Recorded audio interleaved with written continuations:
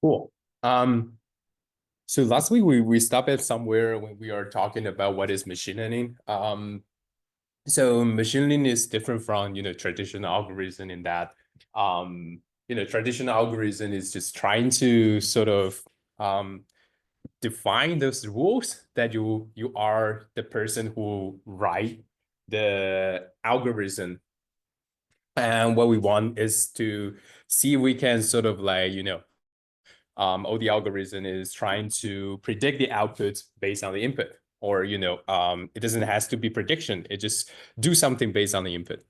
But machine learning is different from this idea. Is that the machine learning algorithm, the goal is to sort of learn that algorithm itself. So what we need as input for these machine learning models is actually the example inputs and example outputs. And we hope this machine learning model will just look at these a bunch of data and sort of learn that algorithm. And we code the output as the model. And later, once we're done with the training at the inference time, or sometimes we call it test time, what we want to do is to sort of grab that machine learning model that we trained, and we use it to do the actual, desired task that we are interested in. So we talk about, this is the definition, the technical definition of machine learning. So improve on task P with respect to performance matrix P based on experience E. So, we look at some of the examples, animal classification. Then in this case, the performance metric P is quite easy to guess. It's just the, percentage of correct predictions, or on the other hand, equivalent to the error rate, like how many mistakes did you make? And experience E is basically the training data. So in this case, it's just a bunch of, animal images with their labels. And we talk about, stock price prediction. So this is a bit different from the previous one that, we are sort of trying to form this as what we will call autoregressive model. But basically, it's the same idea as ChatGPT, is that given all the past, stock price, what's the immediate next number?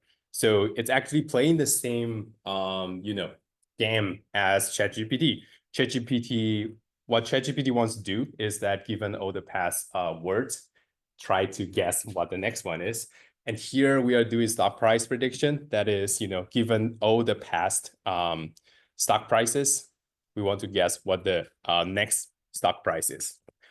So, performance P, again, we can define it as like the difference between predicted and actual price. So that number, we can use it to sort of like train our model.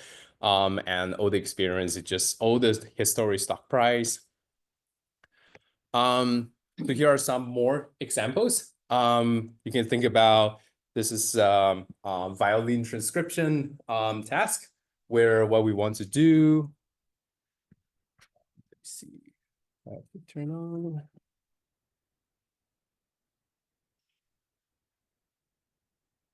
Well, so this is like the input.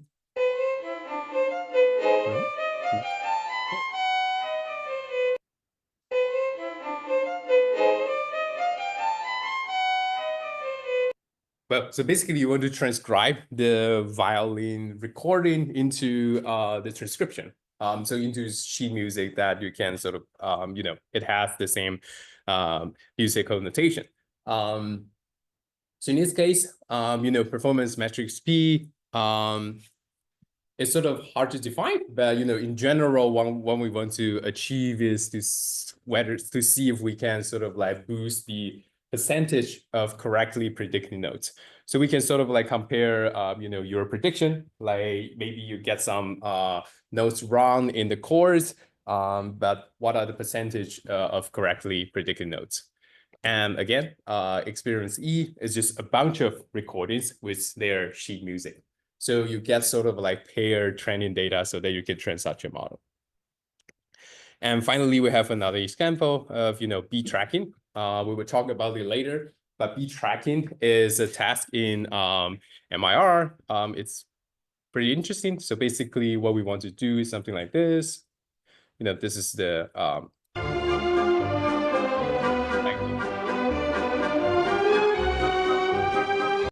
So as you can hear that the BPM is actually increasing over time and the tempo increase over time. Can we sort of like track where the downbeat is? So this is what this text wants to do.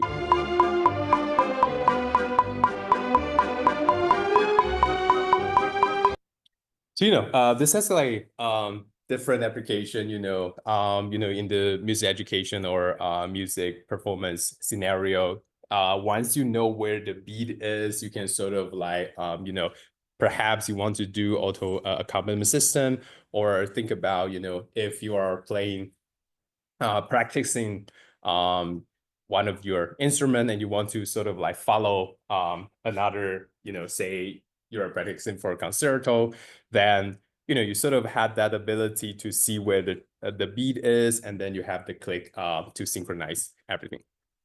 So in this case, performance P again is just an average difference from the actual timing, so sort of similar to stock price scenario. You just see whether how far away it is from the actual timings. And for the training data, we just need a bunch of recordings with beat timestamps where the beats are, and we have the recordings. So I guess it's a short quiz. What is the input and output of a machine learning algorithm? Yeah. Mm-hmm. Exactly. So that's one thing different from machine learning algorithm and machine learning model. So in terms of machine learning algorithm, we are trying to do that data to model, try to learn this. But when we talk about machine learning model, that is exactly the task we want to do. So just an important concept to have when you are looking at machine learning papers. Sometimes you look at the research papers and you just realize there's no actual task they are working on. They are sort of like doing in a more conceptual way or theoretical way. So they are interested in learning this, learning from data algorithm. So that's what we call machine learning algorithm. It's different from the machine learning model that we potentially want to use in practice. So, again, inputs are example inputs and outputs. That is the desired, input output for your model. And this machine learning algorithm, what it generates, it's just a machine learning model that you can use to do the algorithm that you don't want to, craft it yourself. Cool. So this is a quick just overview of some of the machine learning, different types of machine learning. So, the biggest difference, the biggest different two paradigms of machine learning. One is called supervised learning, and the other is unsupervised learning.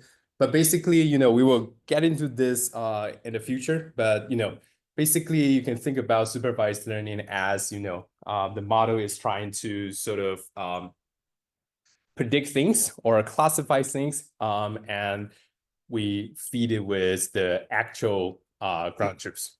But unsupervised learning is that you just look at a bunch of data, and the model has to sort of like try to figure things out by comparing them or doing fancy stuff. So and there's something in between them, which is self-supervised learning. So think about ChatGPT. So ChatGPT is given all the past words, we want to predict the next word.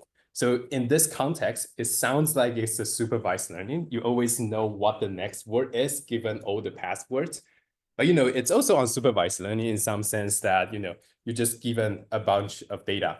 You don't necessarily have any additional annotation or additional labels on it. So self-supervised learning is sort of like in between these two traditional machine learning paradigms. One is that you are given the labels, you're given a bunch of annotations, that you're given the potential output that you want to do. And unsupervised learning is you are given nothing, just the data. And self-supervised learning is to figure out a way to sort of like do unsupervised learning using the supervised learning techniques. So to look into it, supervised learning is given pairs of examples, inputs and outputs. So there are big basically two big chunk of tasks that we will look at. So one is classification, basically everything that's discrete outputs. So, think about animal classification. It's like just like class 1, cat, class 2, dog, class 3, maybe elephant. So, discrete outputs. And regression is continuous outputs. So think about stock price prediction, where your output is a continuous value. So these two different tasks, classification and regression, they'll have different ways of doing it, because one is, categorical outputs and the other one is continuous numbers. For unsupervised learning, it's just given only example inputs. So we don't have any outputs. It's not like animal classification where we have image and we have some tags or labels to tell us which image those are. So for unsupervised learning is that you're just given a bunch of images. You have no idea what those are, but somehow we can figure out some way by comparing different images to see, dogs images look alike, but it doesn't look alike, doesn't look like the cat images. And there are also self-supervised learning by just doing this like next word prediction game. You can sort of like learn something by just a bunch of, data without any additional labels. So you sort of like create those next word prediction game yourself. And that's what we call self-supervised learning, but it generally fall into the unsupervised learning scenario. We also have like semi-supervised learning is that, you're given example inputs and part of it come with annotations. So this is sort of like the most common case in real life. When you are training the model, you sort of like given a bunch of like examples, inputs and a bunch of example outputs, but we know you are doing your final application. So think about certain application domain that you only have a tiny amount of annotations, then you sort of need to use semi-supervised learning stuff. And finally, reinforcement learning. We won't get into detail of this, but it's sort of like another paradigm of machine learning where you're given scalar rewards for a sequence of action. So this is more in the robotic or very sparse rewards, sparse feedback from a machine that is interacting with the environment. Well, we'll get into these over the time, but just to get a sense what these different machine learning models are. So for the rest of this slide deck, we will just go through some of the simple machine learning algorithms to just give you a flavor of what machine learning is doing. And, later we will mostly be working on deep learning, but just again, machine learning is different from deep learning. Deep learning is just part of machine learning, but it happens to be the most powerful model that we have mostly today. But there are some good old machine learning algorithm, and today they are still applied in lots of different ways, but in the simpler scenario. So I guess the two simplest machine learning algorithm is linear regression and decision tree. So you likely know about linear regression and potentially this decision tree. So we can quickly just go over it, so sort of give you a sense how they fall into the machine learning paradigms. So this is a very interesting work where this is a new paper last year at ISMIR 2024. They sort of like want to see, all the song published in the past 20 or 30 years, and not just 30 years, it's like 50 years, in the last 50 years, and look at the singing voice, just the vocal part, and try to see what's the pitch. Does the pitch increase or does the pitch decrease over time? The singing range, the vocal range. So it's a very interesting result. So they sort of like figured out there's a small positive correlation between ear and the pitch. So that basically means that the vocal range just shift a little bit up over the years. So you can see this is like aggregated over different genres in the past. Actually, it's 2010 to 1960. So over the past 60 years to 10 years ago. So this is more, prominent when you look at per genre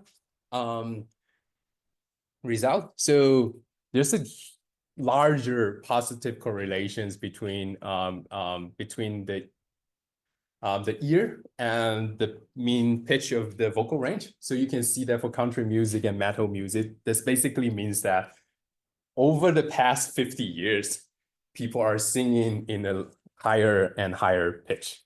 So this is very interesting. So they basically just look at the mean pitch, the vocal range, and see whether it increase over time.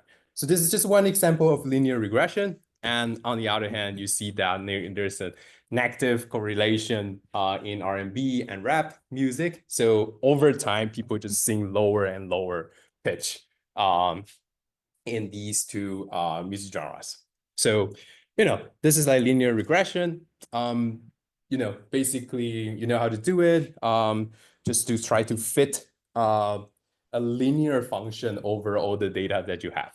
But this is sort of like machine learning, because whenever you're given a new year, you can sort of like guess what that mean pitch would be. So this is a linear regression. The other example is decision trees. You likely have seen some of the mean in decision trees. A lot of it doesn't make much sense, but I try to figure out one that sort of makes some sense. Most of it just have like weird loop and doesn't make any sense. But decision trees is just a very human-like way of thinking about stuff. Just a bunch of rows, and there's like outputs depends on your response to those rows. So how well do you know me? Should you call me? And don't call me, I guess. Nowadays, I don't know. Yeah, I hate taking calls. I would just avoid it, and unless they call again. Cool. I guess this is a more specific example. So think about animal classification. Suppose we have this like sort of like data set. We have a bunch of like different features for these different animals. Can they fly? Can they swim? Number of legs? Can they purr? So these are the different features. So we can sort of like just build something out from this data set. We can just look at, can you fly? If it can, it's bird rather than chicken. If it can swim, then you get the fish. If it, look at the number of legs, you get the chicken, and then finally, can it bird? Then you get whether it's cat or dog. But interestingly, we can also sort of like switch the ordering of the decisions, like how we look at each different features. So if we look at the number of legs, we sort of like get three groups. And now, there are birds and chicken that cannot be differentiated. But, if it doesn't have any legs, then it's fish. And then you can sort of like use can fly to sort of like differentiate between chicken and bird. And then you can use other feature to differentiate different animals. So, in terms of machine learning algorithm, we talk about, we have that definition is that we want to sort of like optimize a performance metrics. So what do you think? Which one is better?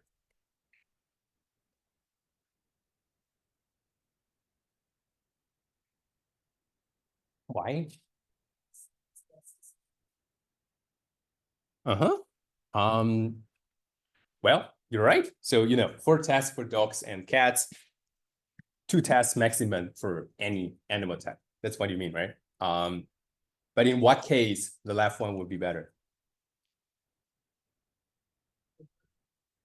For birds. So, yeah, you're right. But I mean, in what case the system would apply better in general? When you have a bunch of animals, in what case the left one would be better in on average. Yep. Like if you have like a lot of birds. Exactly. Yeah. Yeah. So, to answer this question of like which one is better, it depends a lot on your data set. Say if you're have like 90% of birds, then you care much about, more about whether you can get the birds right away. If you're doing the right one, you have to do 2 tests to identify the birds. But for the last one, you just only need 1 test for the birds. And for the other 10%, you can go over into like 4 tests. It's fine because it's like only maybe just 1% of the data set. So, this again sort of like reinforce that idea of how you define performance will sort of like define which model is the best. So, sometimes you look at some news, blogs, even nowadays, some research papers, they just say, we have the best performance, we have the best results, but define what's best. So this is a case there, it's hard to judge which one is better. If everything is, all the animals have the same, representation in your data set or in your real life application case, then, maybe the right one would be best in terms of the average number of tests that you need to go through for different animals. But for the last one, if you have a data set that's like so many birds, 90% birds, then it could be better in the last one. So it depends a lot on, what types of data set that you are aiming for in the end. So, again, this is decision tree. You can sort of like learn this from the data. It's not a lot about learning. It's like, you look at it and you sort of like, you can use some algorithm to sort of come up with this, decision tree, which is an algorithm to classify animals. So, your input is a bunch, the thing at the left, you have all the data, you have animals and their features, and your output is that decision tree, that algorithm that can help you to determine what they are. Well, the last one is this. I really love this.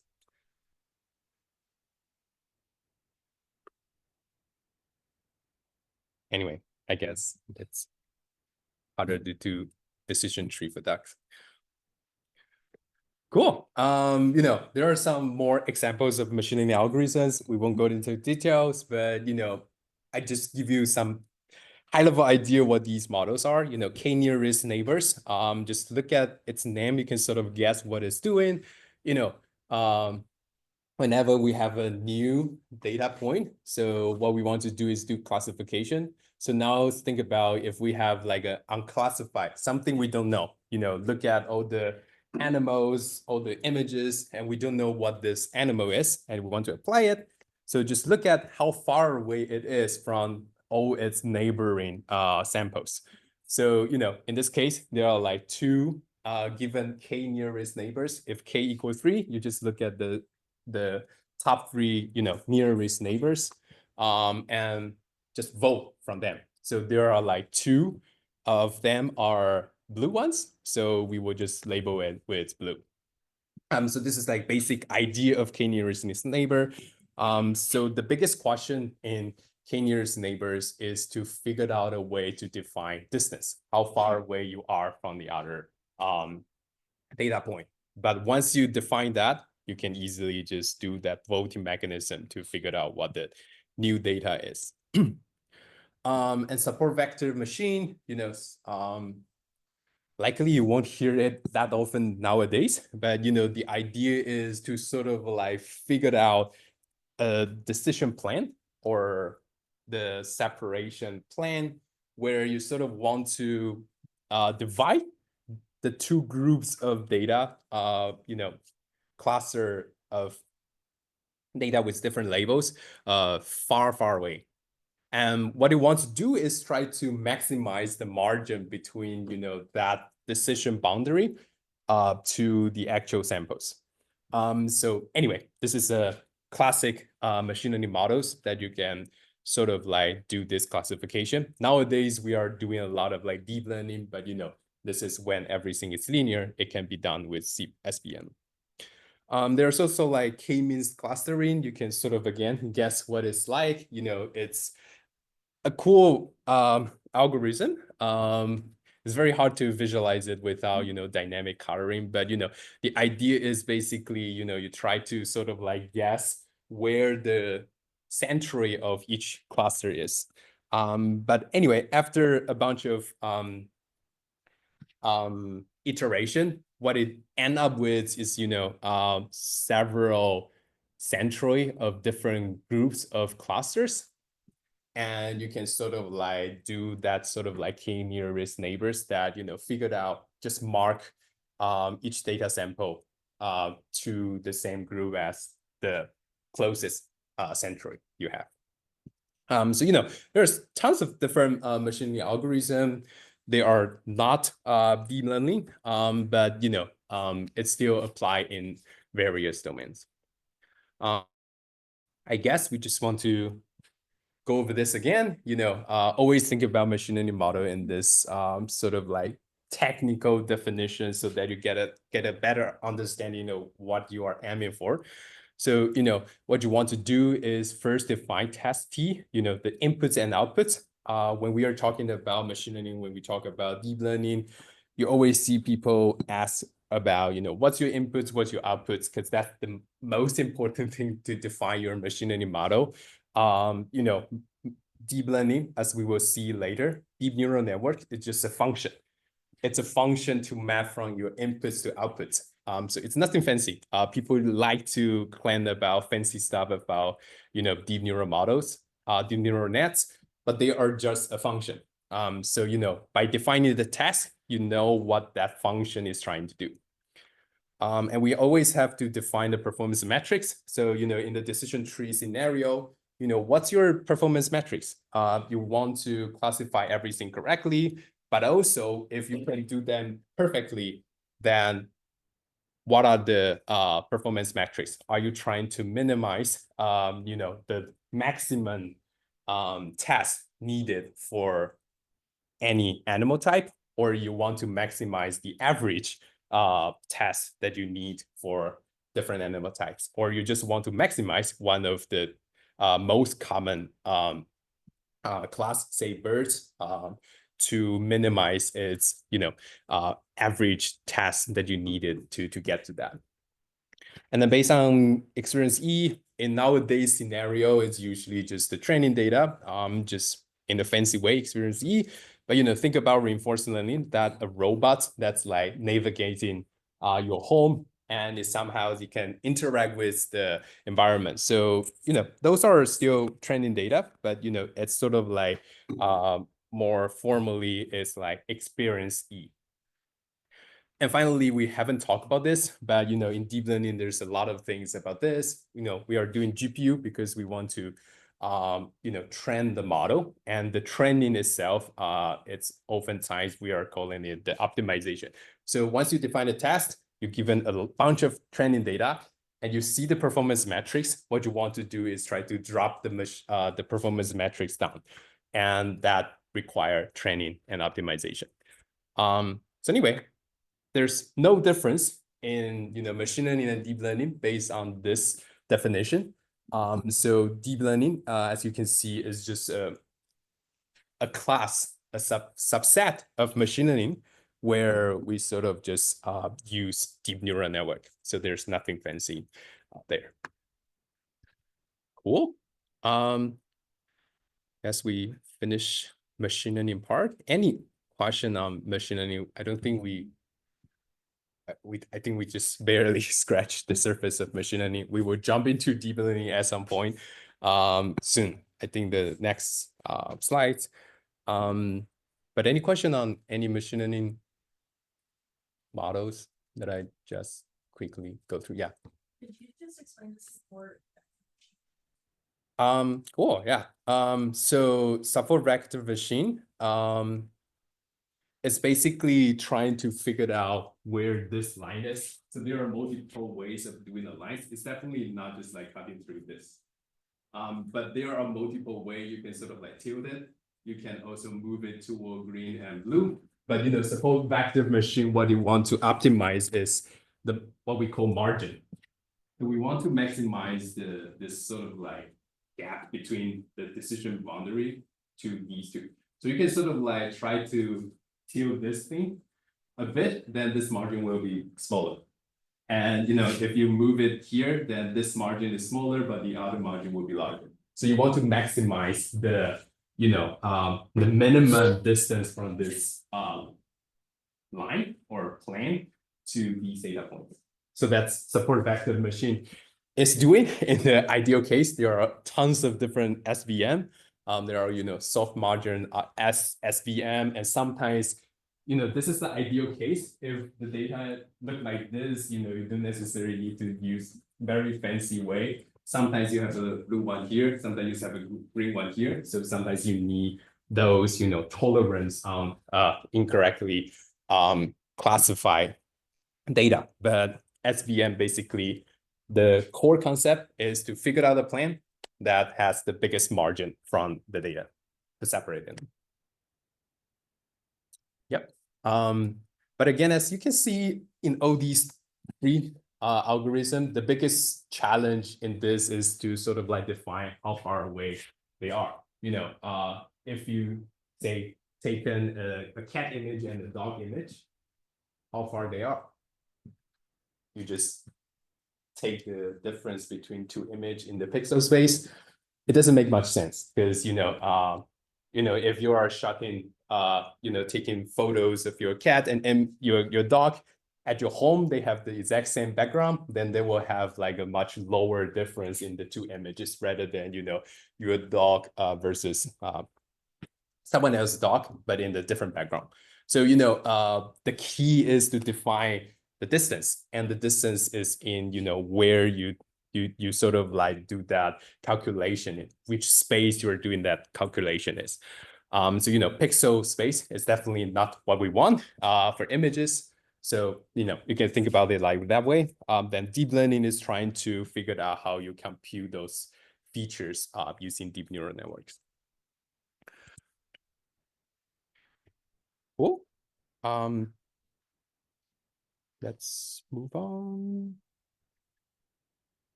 Cool. So today our main goal is to sort of talk about or review, or it depends on your background, but just talk a little bit more about how we do music and audio in this machine learning scenario, how we sort of like represent data, and what is the way music and audio is stored in our computers. Here just a bunch of review. Oops.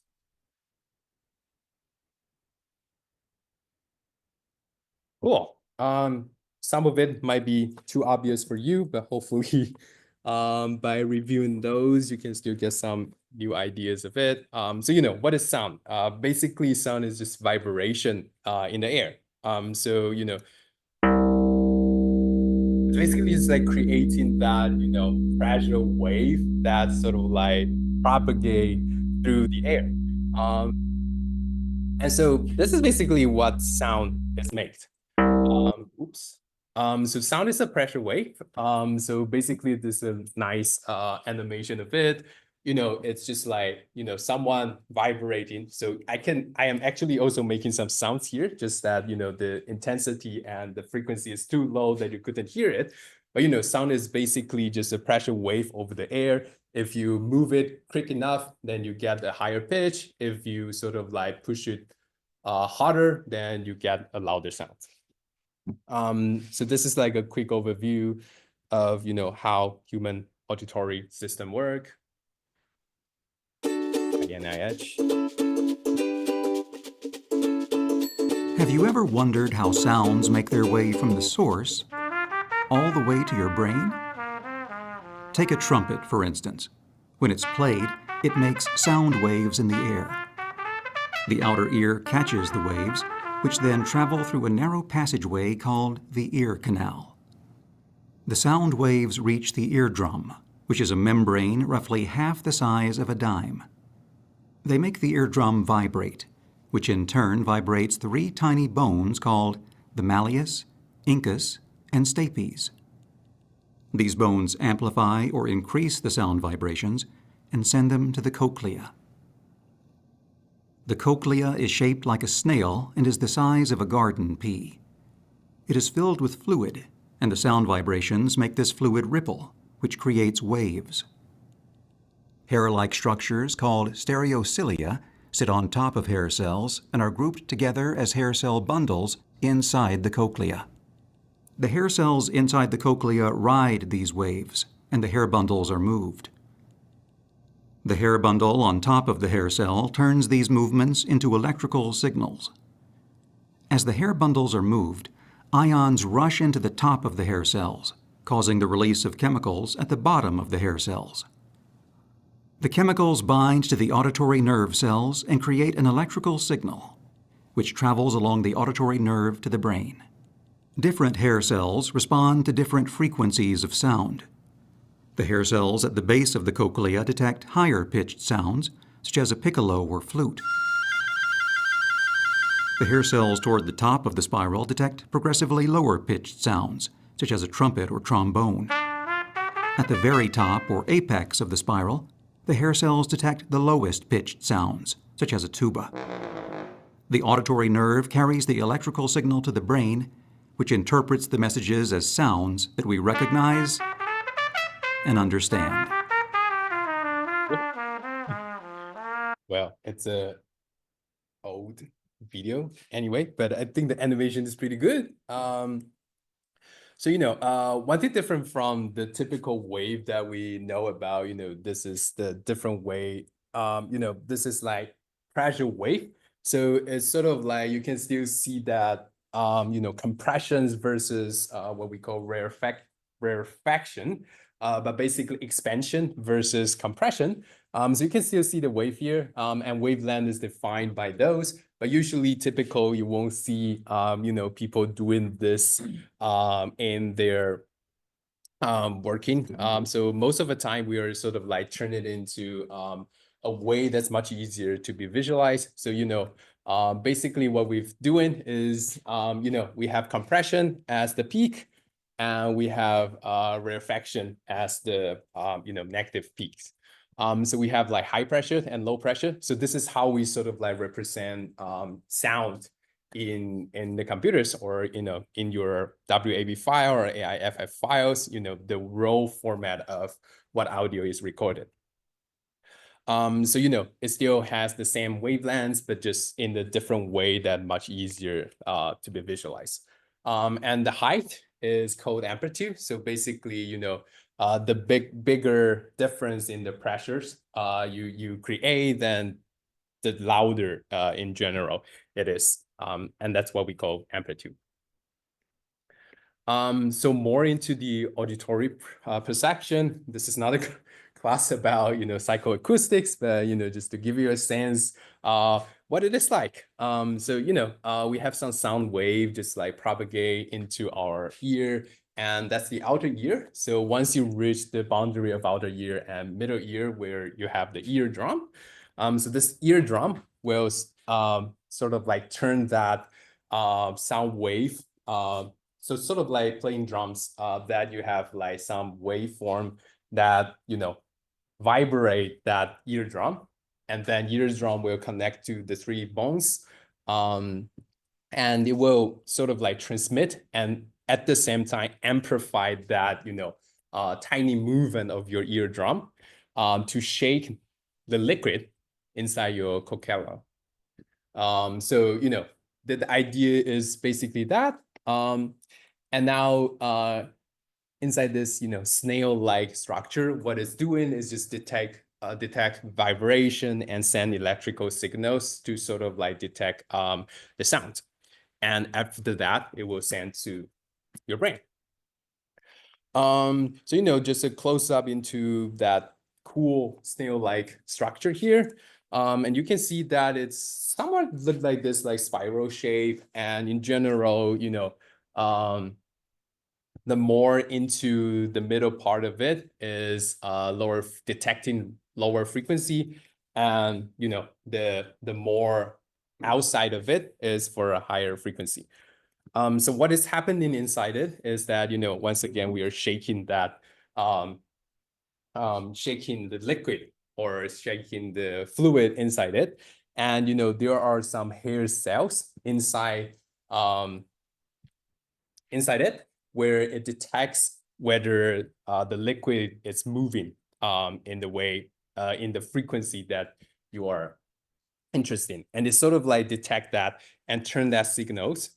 So these are the hair cells, and there are sounds, but in the way of liquid movement, because you have already converted into liquid movement.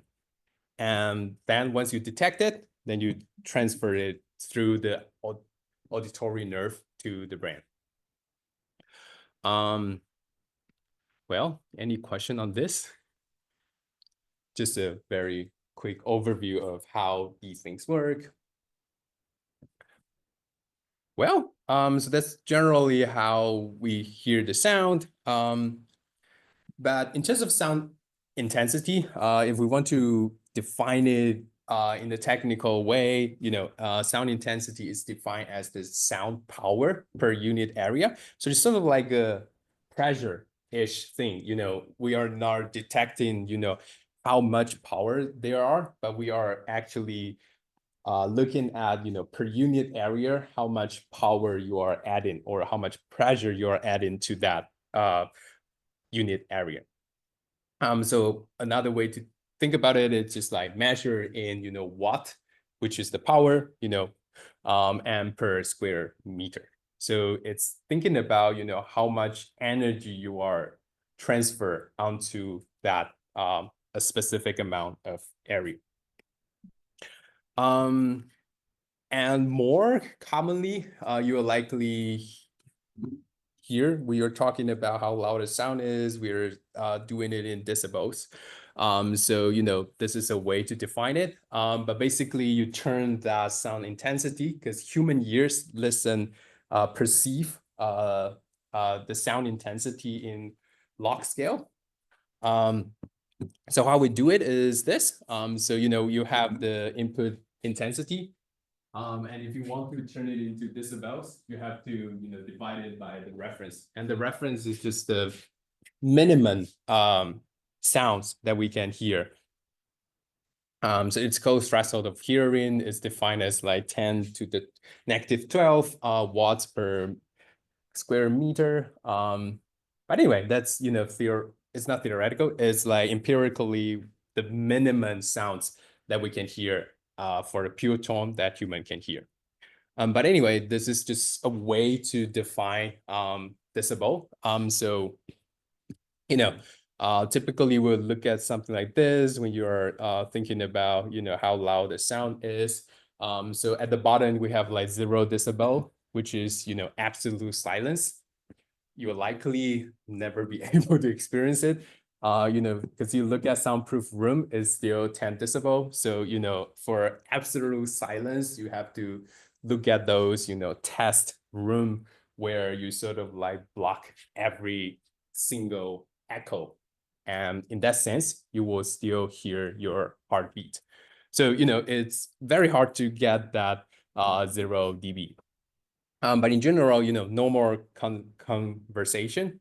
It's like 60 dB-ish, but you can think about it, the maximum, it can go beyond 130, but 130 is sort of like the threshold of pain. Everything beyond that, you will feel really bad about it. Somewhere at 120, 110 is, jet engine, loud orchestral music in audience. So, it's like louder sounds that you have. But basically, go from, soundproof room, radio, studio, sort of studio space when we were not talking is sort of like 20 to 30 dB somehow. And then to 60 dB is the typical range. And then louder if you are in the busy place, then 80 to 100. But anyway, it's sort of like depends on your personal experience. But I guess more importantly is the common gains in decibels. So, if you are using DO or whatever software, you always see, some sort of like, plus 10 dB. It basically means 10 times the intensity. And, since it's log scale, so plus 3 dB is sort of like 2 times the intensity. So that's because, log 2 is 0.301. So we have to, in the algorithm, we have to times it, amplified it by 10 times. So, plus 3 dB is basically 2 times the intensity. And so if you look at some of the those, it always, have that 3 dB, 6 dB, and then 10 dB-ish. Those are the scale they are looking for. So, the difference between plus 20 dB, plus 6 dB versus plus 3 dB is in the way how you want it to be, whether you are 2 times the intensity or you want 2 times the amplitude. So they have a slightly difference in the way how we perceive it. Cool. And a little bit about sound propagation. Again, a lot of this you likely know about, but just a quick recap of stuff. So, sound propagate over time, it will sort of like become, quieter and quieter, as you likely know. You sit far away back in the large lecture hall, then it will be much quieter. But basically, this can be sort of like, just look at it by the definition. The definition of sound intensity is, the power over the area. So, the further away you are, say you are 2 times away, double the distance, then you get like 4A as the, the same area that you cover. And then, further away, when you are 3 times the triple the distance, then you have like 9 A as your area to coverage. So in general, the intensity just inversely proportional to R squared, which is the distance. Well,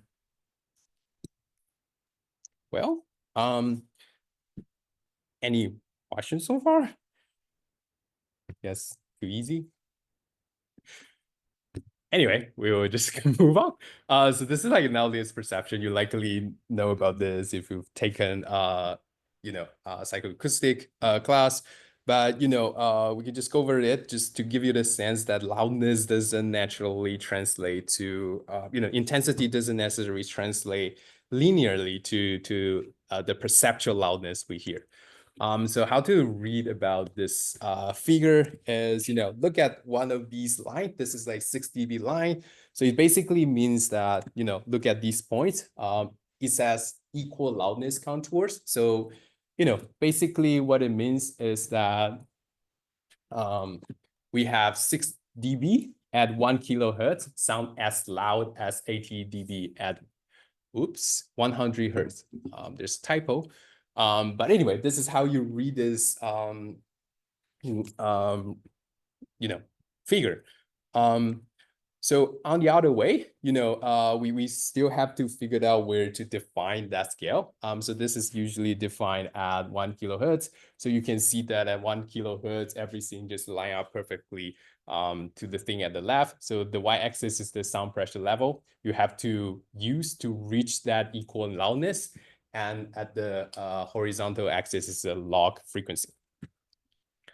So, if you look at it this way, on the just like one single loudness curve, then you can also sort of like think about it like, the lower the value is, then it means that the more sensitive our, brain is to that particular frequency. And the higher it is, then it's more insensitive to that. So you can think about, at 100K hertz, you need sort of like 80 decibels to sort of get the equivalent of 60 decibel at 1K. So that means our human ears are less sensitive in that range. So I guess, you might be, sounds kind of boring if you've already done this. But, I think one thing interesting is that, always remember that, human ears are most sensitive at somewhere around 3K hertz and 2K hertz. You know, if you are doing music production or, you know, doing a lot of different tasks, you will realize that 3K hertz just come up again and again, because that's the region, the frequency range our ears are most sensitive for. So just a detour about one thing I always find very interesting, which is the singer's formant. So, you know, this is sort of like just directly relevant to this. Our ears are so sensitive in 2K to 3Ks. That has a reason, because that's, you know, our human voices, you know, over the time, the evolution has just turned us into, you know, optimize our auditory perception system so that we can recognize other speech, you know, in a better way. But sinus formant is looking at, you know, this is very interesting. So, you know, think about in the orchestral case where, you know, there are opera singers in front of a huge symphony playing at the back, but somehow you can still hear what they are singing, even without any amplifiers. So this is because, you know, look at the orchestra music, you see that is a very smooth frequency versus energy level thing. So this is sort of like the natural way that it should be. So sort of like a pink noise-ish, you know, the energy just decay over for large, you know, higher frequency. So that's the sort of like the mean frequency response of your orchestra, you know, music. And, you know, when we talk, naturally talk, that's our, you know, sort of like spectrum of it. But if you look at the opera singer, if you look at tenor voice, when they are singing, they have like belting, and you hear that it's very bright, and, you know, they use their different chambers to sort of like change their, you know, their tone. So if you look at the peak, it's sort of somewhere around 2 to 3 kilohertz. So this is interesting because it's how over the time people just realize, you know, opera singers just figured out a way to sort of like increase, you know, sort of like concentrate their singing power into that frequency range that our human ears are most sensitive to. And you can look at, you know, this is a 1991 paper, but it's pretty cool because you can look at all the different, you know, soprano, alto, tenors, baritones, and bass. You all see that similar effect where they just like figured out a way to boost their power, concentrate their power in that range. Well, any questions?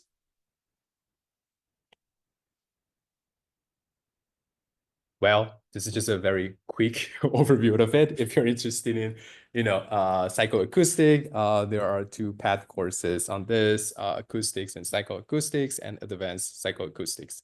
But anyway, just like barely scratching the surface of it, just to give you some background knowledge, I guess. Well, we would talk about another very fundamental topic of how we sort of like represent music in computers. So, you know, music is like, as we said, pressure wave. It has nothing to do with, you know, computer. So how can we sort of like turn it into the way how we store our laptops? So if you look at the audio, so this is like what you see sometimes when you, I don't know, open it up somewhere. And what it's actually doing is that if you like zoom in, you know, zoom in, and again, and you will see that it's actually internally just a bunch of points that is like, you know, define what your waveform is. So this is what we call waveform. And this is exactly how we sort of like store audio on our computers. So we are storing a bunch of sort of like, think about it like stock price. You know, we are sort of like storing a bunch of numbers that sort of like corresponds to the sound pressure level. So if we look at it this way, is that, you know, you can just grab a tiny chunk of that audio. Usually, you know, for this shape, I would say it's likely just 10 milliseconds or something like that. But you have this pressure wave, whatever that wave is. How we sort of like digitize audio so that we can use we can store it on computers is that we first sort of quantize what we call sampling, the timing temporal axis. So there's no way we can look at all the different levels, measure the different pressure level over the time. So we have to define a temporal resolution. So this is what we call sampling. So first we discretize the timing. And again, we cannot store any continuous numbers where the amplitude is in any resolution. So we have to sort of also discretize the amplitude. And so this is what it looked like in when you are looking at this. So your laptop, what your computer is doing is that, you're looking at all the different, depends on your resolution, your amplitude has to be quantized into the closest scale that you have, rather than the actual numbers that is. So look at sampling rate, it just defines how dense or how frequent you are doing that sampling, measuring the sound level. So technical definition is the number of samples per second, missing the per, how many times the sound pressure is measured per second. Basically, that's how it is defined. The higher the sampling rate, the lower the distortion. As you can see here, the blue one is the actual stuff that we are storing on our laptop. But if you look at the top one, it's there's a lot of places that's has a large distortion. And I guess more interesting, these are the common sampling rates. Telephone. Nowadays, our phone, if you call, sometimes it's like Wi-Fi calling. It's not using 8K hertz. But if you're using landline, it's like 8K hertz. And, it doesn't sound that well because there's also another complexity about it is actually resynthesizing your voice. But in general, telephone is in that quality of like 8K hertz in the sampling rate. And CD, the standard is 44.1 K hertz, and DVD, unfortunately, is 48K hertz. So, this is an interesting debate in that, all the DAW has that 44.1 kilohertz ish thing, 88.2 and then going up. But somehow the video industry, they decided to do 48K hertz. So you always have this weird debate, conflicting sampling rate. So if you are recording audio for a video project, then you will record it in 48K hertz. But if you're recording it just for music, then it's 44.1. But anyway, nowadays there are audio interfaces, and those a lot of them are actually doing it in a much higher sampling rate. And nowadays people are more on the 96 kilohertz and 192 kilohertz. So that basically means how many samples are there per second. Yep. How are they decided? Well, we will talk about it later, but basically 44.1 is because the maximum. So with this sampling rate, there is this theorem we will talk about later, but basically is that for 44.1 kilohertz, we can do maximum 22K hertz. And that's the human hearing rate. So human hearing ranges from 200 hertz to 22,000.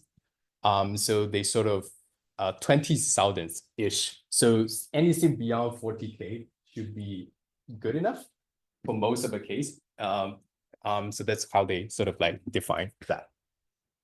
20 hertz, not 200 hertz, right? Oh yeah, 20 hertz. 20 hertz to 20K. And there's a lot of debates on, there's definitely a difference, like 44.1 versus 96 and 192. And then going up, usually you won't hear the difference. But yeah, I mean, even though there's a lot of debate on whether we can hear something more than 20K hertz, but in general, we can consciously recognize pitch under 20K hertz. Yeah, anything beyond that is sort of like adding flavor to it, and sometimes it's like subconsciousness thing going on. And so that's why 44.1 kilohertz. And over time, they just realized that, we could do better. Nowadays, we just do much higher sampling rate. And I don't know what the reason there's a difference between 44.1 and 48K hertz. Cool. And also for 4.1, I have no idea why specifically, but anything beyond 40K. Cool. So another complexity here is about bit depth. Sometimes rarely, I would say, you will hear this term, bit depth, but basically what it means is, like, well, this is not exactly accurate, but sort of like give you this, and it's not exactly double the bit depth, but basically you sort of like increase the what's that? The resolution on the amplitude side.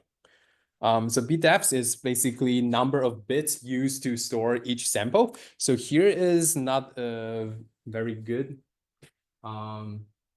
way of saying double the bit depth. I would say is adding 1 bit for it. So adding 1 bit, you will double the number of resolutions. So basically is defined as how many bits used to store the amplitude. So the higher the well, I forgot to change it. The higher the bit depth, the lower the distortion. So common bit depth is chiptunes is 8 bit. Here's an example of it.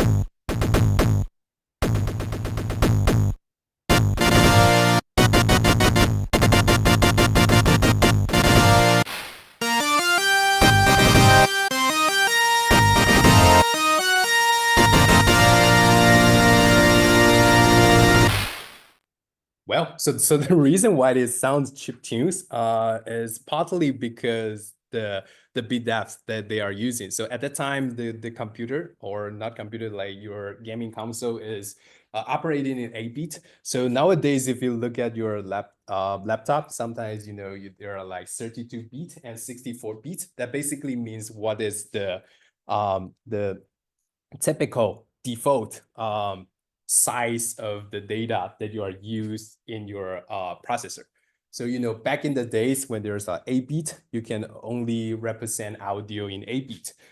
So at that time, it's only like negative 128 and 127. So that basically means that, you're just dividing this into 128 different levels and 127 levels. So 256 levels in general from, negative minimum to maximum. But nowadays, more commonly, CD is using 60 bit, which is, negative 32K to positive 32K. And, more than audio interfaces, those we are using 24 bit and 32 bit. So one thing to notice is that, 32 bit is actually not integer. So if you look at the waveform, so AB, 16B, 24B is basically representing your audio in that numbers. It's integer, but 32B is a totally different way of representing audio. It's actually using floating numbers. So now it's like -1 to 1, and it used that sort of like 1.36 or 0.378, that kind of floating number way to represent it. So anyway, we have sampling rate and bit depth. That's sort of show us how we discretize audio. So the finer that we have on the temporal side, the larger the sampling rate, and the finer we have on the amplitude side, the more beat depth that we need. Any question on this? Really not. One thing I want to clarify is that bit depth is different from bit rate. So again, rarely you will see bit depth because it's only used in lossless audio. So think about wave file or AIFF file on Mac OS. So bit depth is the number of beats used to store each sample. So this is the case where there's no compression going on. So CD quality is 16-bit / 44.1 kHz. So this is sort of like the standard for the CD era. But bit rate is a different thing. Bit rate is when you have compression. So think about MP3, think about M4A, think about AAC, think about all the actual audio format that we are using to store our file. These are bit rates, is to measure the amount of data transferred per second. So this is sort of like define how much bandwidth or how many storage space you need to store that file. So it's different from bit depth. So bit depth is like looking at how many beats you need to represent each single sample. But bit rate is sort of like taking the average over per second, how much amount of data. And it depends on the compression rate. So, think about 320K bit rate MP3 files. Usually that's, the best you can do with MP3. So it basically means that's 320 kbps, 320,000 beats per second. So it sort of like translate into 3 megabytes or 8 megabytes per minute. And look at the YouTube recommendation. If you go on their website, there's one page talk about what are the recommendation bit rates and compression, and you should do MP4 in certain frame rate. And it is recommending 128 kbps for mono and 384, which is double of 192 kbps for stereo. But anyway, bitrate determines the file size directly, and bit depth is sort of like doing it indirectly. That bit depth is, the higher the bit depth, you get, you need more beats to do it. But you can also use compression algorithm to sort of like compress it into a smaller file size. But bit rate is basically only happens when you have compression, and it's more common to see bit rate rather than bit depth. Cool. Any question on this?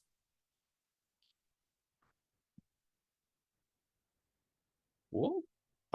It's just a very technical way of thinking about audio. Cool. I think we've covered everything we need to do today.